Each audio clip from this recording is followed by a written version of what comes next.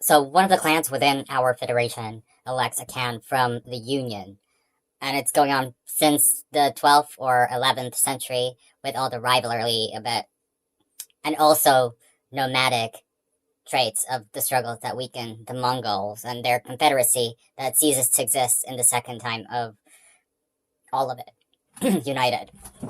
So the chief of the Borjikin clan in this time and space continuum once again emphasizes the 1121 marriage between the 9-year-old Jiwin and the chief of a nearby clan, Autumn. Some sources claim that yes, Yuge was the poison for the Tatar weddings. Temujin, he assumes the role of the Shuro and is exiled from his family. In the next 6 years, Temujin is going to live in Pau and enslaving some other Bayesians. Temujin is forming his tribe with the help of his blood brother Jamuka and the leader of the carriage tribe, Toguro Khan. Temujin ends jerry raids on the tribes together, but eventually has a falling out. Familiar things. Jamuka supports the introduction of the traditional Mongolian aristocracy positions of power to give and cape to the people outside of the trial. So, threatened by the rise in the popularity of Jamuka, he attacks in 1127 and normed the course of men. Temujin's 20,000 men decisively beat at the Battle of Dewan Lazut. And from there on, not much is known about Temujin's life in the next 10 years. But in 1197, we see him commanding and uniting forces of the Mongols, the Karaiters of the Oregon Tantras Initiates, and other dynasties.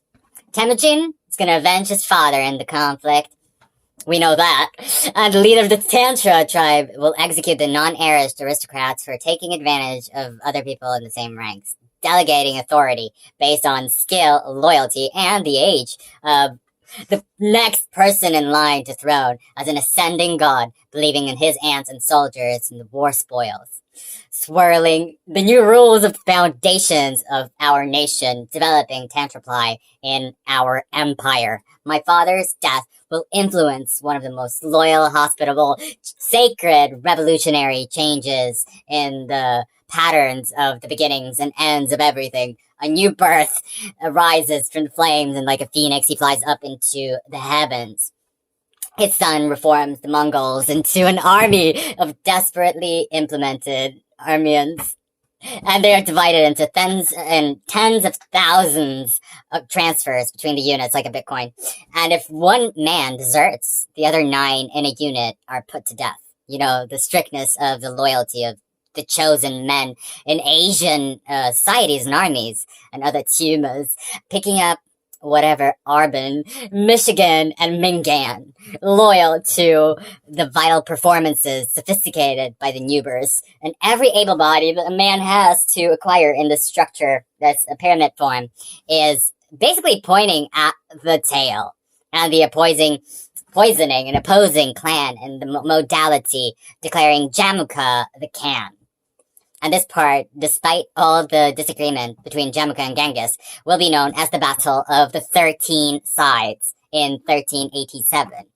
That same year, Temujin assembles another council of Mongol chiefs, electing him as their leader, giving him the title of Genghis Khan, the leader of everything all, and all includes everything, under one banner, under one authority, and under one flag, internationally respected and invaded against the powerful Western sheriffs and the Christians in the West and the Muslims in the East. And the limits of this conflict are not to be seen.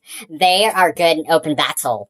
They're taking the wealth and fortifying cities and all that jazz. And the Mongols, they always flood whatever they invade. And the surrounding cities are coming to starvation, diseases, and Fashao emperors that will have to mix with Genghis Khan and become his vassal and vessel. The Jin dynasty underestimates the Mongol Empire to the northern border. They refuse to coalesce to the Amber Light, but by 1211 they'll be in high alert, and they'll even demand that the Mongols will be mixed in with the special march of the summits of Mongol chiefs, and will prepare to wage war on China. And the massive population of Xinjiang and Jiang and Kulang most of whom were trained to be peasants and were not trained to be highly trained cavalry.